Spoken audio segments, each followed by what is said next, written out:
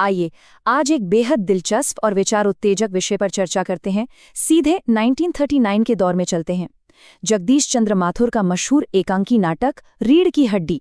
ये सिर्फ कोई साधारण सी कहानी नहीं है। ये उस वक्त के समाज के दोहरेपन, उस पाखंड पर एक ऐसा करारा तमाचा है जो आज भी हमें गहराई से सोचने पर मजबूर कर देता है। इस पूरी चर्चा में हम इसी नाटक के गहरे संदेशों और इसके किरदारों की मानसिकता का विश्लेषण करेंगे। अब इस पूरी कहानी की आत्मा दरअसल एक बहुत ही गहरे सवाल में छिपी है। वो सवाल ये है कि एक पिता को अपनी ही बेटी की उच्च शिक्षा को किसी अपराध की तरह क्यों छुपाना पड़ता है? क्या पढ़ाई लिखाई करना कोई श्राप है? जब हम इस नाटक के मुख्य किरदारों की मनोस्थिति को समझते हैं तो ये सवाल बार बार सामने आता है। ये उस कड़वी सच्चाई को उजागर करता है जहां एक पढ़ी लिखी समझदार लड़की को सम्मान की नज़र से नहीं बल्कि शक और अस्वीकृति की नज़र से देखा जाता था। इस कहानी को पूरी तरह से समझने के लिए हमें उस दौर के ऐतिहासिक और सामाजिक माहौल को समझना होगा। बात सन 1939 की है।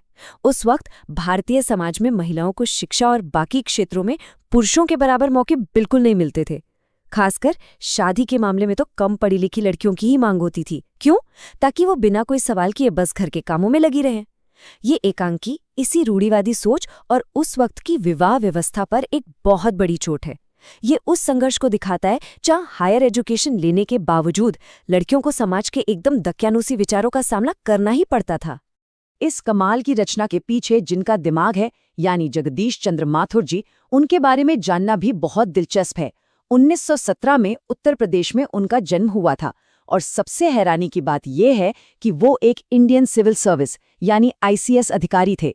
उन्होंने ऑल इंडिया रेडियो के महानिदेशक जैसे बड़े प्रशासनिक पदों पर काम किया, लेकिन इतनी भारी जिम्मेदारियों के बावजूद हिंदी रंगमंच और नाटकों के विकास में उनका योगदान वाकई बेमिसाल रहा।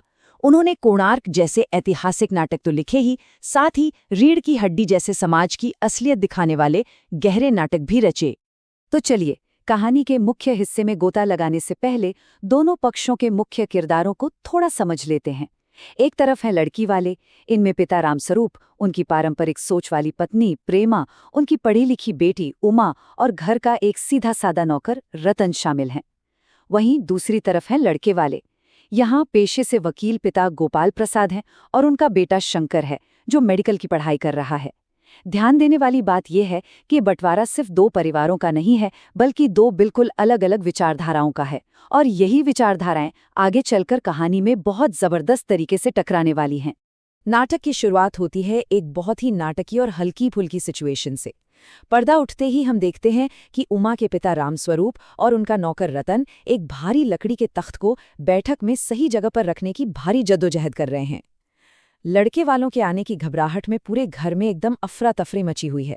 रामस्वरूप कुर्सियों को साफ कर रहे हैं, मेजपोश ठीक कर रहे हैं, और इसी बीच उनकी पत्नी प्रेमा तेजी से अंदर आती हैं। ये सीन एक आम भारतीय परिवार में जब कोई खास मेहमान आने वाले होते हैं उस वक्त की हड़बड़ाहट को बड़े ही मजेदार तरीके से दिखाता है। और इसी हड़बड़ाहट के बीच एक बड़ा ही मजेदार संवाद रामस्वरूप की मानसिक स्थिति को बिल्कुल साफ कर देता है। होता क्या है कि जब नौकर रतन तख्त पर बिछाने के लिए चादर की जगह दरी मांग लेता है तो रामस्वरूप अपनी सारी चिंता और घबराहट उस पर उतार देते हैं। वो एकदम झल्ला कर पूछते हैं कि क्या परमात्मा की यहाँ अक्ल बटते समय वो देर से पहुंचा था? ये सीन कॉमेडी और टेंशन का एकदम परफेक्ट मिक्सचर है। पिता अपनी घबराहट को छिपाने के लिए बेचारे नौकर पर छोटी छोटी बातों के लिए बेवजह भड़क रहे हैं। खैर, इस हंसी मजाक और भागदौड़ के बीच असली परेशानी तो तब सामने आती है जब उमा की माँ यानी प्रेमा की एंट्री होती है। पता चलता है कि घर में असली टेंशन उस तख्त या चादर की है ही नहीं, बल्कि खुद उमा की है। प्रेमा आकर बताती हैं कि मेहमान बस आने ही वाले हैं और उमा मुंह फुलाए कमरे में बैठी है। उसने पाउडर और मेकअप का सारा सामान किनारे फेंक दिया है। ये छोटी सी बात उस बड़े सामाजिक दबाव को दिखाती है जहां एक लड़की को अपनी असलियत छोड़कर बस शादी के लिए खुद को एक सजावटी चीज की तरह पेश करने के लिए मजबूर किया जाता है। यहीं पर रामस्वरूप के किरदार का सबसे बड़ा विरोधाभास, सबसे बड़ा कॉन्ट्रडिक्शन सामने आता है। एक तरफ तो वो एक बहुत ही प्रगतिशील पिता लगते हैं जिन्होंने उस जमाने में अपनी बेटी को BA तक की उच्च शिक्षा दिलाई, लेकिन दूसरी तरफ वही पिता समाज के दबाव में आकर अपनी बेटी से उसकी पढ़ाई छिपाने और ढेर सारा पाउडर लगाकर खुद को एक सीधी साधी कम पढ़ी लिखी लड़की के रूप में पेश करने की जिद कर रहे हैं। ये इस बात का एक बहुत ही दुखद सबूत है कि कैसे एक अच्छी और मॉडर्न सोच भी कभी-कभी समाज की कुरीतियों के सामने पूरी तरह घुटने टेक देती है। अब प्रेमा के इस संवाद को ही ले लीजिए। जब उमा सजने संवरने से साफ मना कर देती है तो प्रेमा इसका पूरा दोष उमा की पढ़ाई लिखाई पर मढ़ देती हैं। वो कहती हैं कि उनका जमाना ज्यादा अच्छा था, बस थोड़ा सा अक्षर ज्ञान ले लिया, स्त्री सुबोधिनी जैसी किताबें पढ़ ली और उतना ही काफी माना जाता था। उनकी नज़र में ये बीए या एमए की पढ़ाई एक जंजाल है जिसने आज उनके लिए ये भारी मुसीबत खड़ी कर दी है। ये बात इस चीज़ को हाईलाइट करती है कि कैसे उस समय महिलाओं का ही एक वर्ग जाने अनजाने में महिला शिक्षा के खिलाफ खड़ा हो जाता था। जब घर में ये टेंशन एकदम पीक पर होती है तो नाटक में एक बार फिर हल्का सा हास्य आता है। प्रेमा की लगातार शिकायतों के बीच रामस्वरूप कहते हैं कि भाई, ग्रामोफोन बाजा दो तरह का होता है। एक वो जो इंसान बनाता है, जिसे जब चाहो रोक लो, और दूसरा वो जिसे परमात्मा बनाता है, जिसका रिकॉर्ड एक बार चढ़ गया तो रुकने का नाम ही नहीं लेता। ये छोटा सा मजाक न सिर्फ चेहरे पर एक मुस्कान लाता है, बल्कि नाटक की इतनी गहरी सीरियसनेस के बीच एक बहुत ही जरूरी ब्रेक भी देता है। लेकिन इस हंसी मजाक से हटकर अब इस कहानी का सबसे दुखद और सोचने वाला हिस्सा सामने आता है।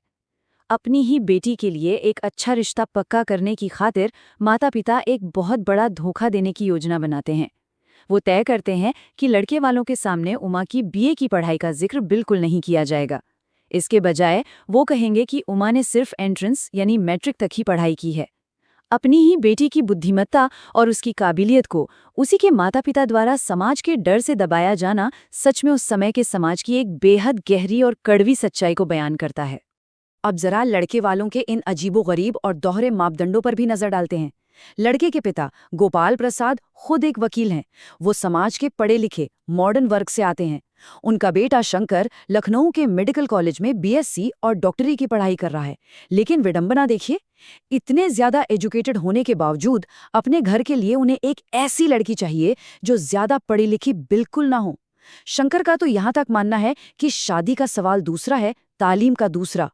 ये उन खोखले आदर्शों का एकदम सटीक चित्रण है जहां पुरुषों के लिए शिक्षा एक अधिकार है, लेकिन महिलाओं के लिए वो एक कमी या अयोग्यता बन जाती है। खैर, जैसे जैसे समय बीतता है, नाटक में टेंशन फिर से बढ़ने लगती है। सब कुछ तैयार हो चुका है, नाश्ता, चाय, फल सब मेज पर सज चुका है। लेकिन तभी अचानक रामस्वरूप को याद आता है कि अरे, मक्खन तो बाजार से आया ही नहीं। रामस्वरूप बुरी तरह घबरा जाते हैं। नौकर रतन को तुरंत मक्खन लेने के लिए भगाया जाता है और तभी दरवाजे पर अचानक दस्तक होती है। मेहमान आ चुके हैं। ये सीन एक कमाल का सस्पेंस पैदा करता है और इस पूरी भागदौड़ और घबराहट के माहौल को एकदम चरम पर ले जाता है। और अब ये कहानी उस मोड़ पर पहुंच जाती है जो एक बहुत ही रोमांचक सवाल खड़ा करता है। बाहर दरवाजे पर दकियानूसी सोच वाले वकील गोपाल प्रसाद और उनका वो झुकी हुई कमर वाला बेटा शंकर खड़े हैं, और अंदर घर में एक पढ़ी लिखी समझदार लेकिन अपने उसूलों पर कायम रहने वाली लड़की उमा मौजूद है। सोचने वाली बात है कि क्या होगा जब ये दो बिल्कुल अलग और विरोधी दुनिया बैठक के उस कमरे में आमने सामने होंगी। क्या उमा खामोश रहकर सब कुछ चुपचाप सह लेगी या वो समाज के इस खोखले पाखंड का डटकर पर्दाफाश करेगी? इस ज्वलंत सवाल के साथ ये चर्चा हमें गहराई से सोचने पर मजबूर कर देती है। इस वैचारिक टकराव के अंजाम को जानने के लिए इस कालजयी रचना को पढ़ना या देखना अपने आप में एक बेहद शानदार अनुभव है।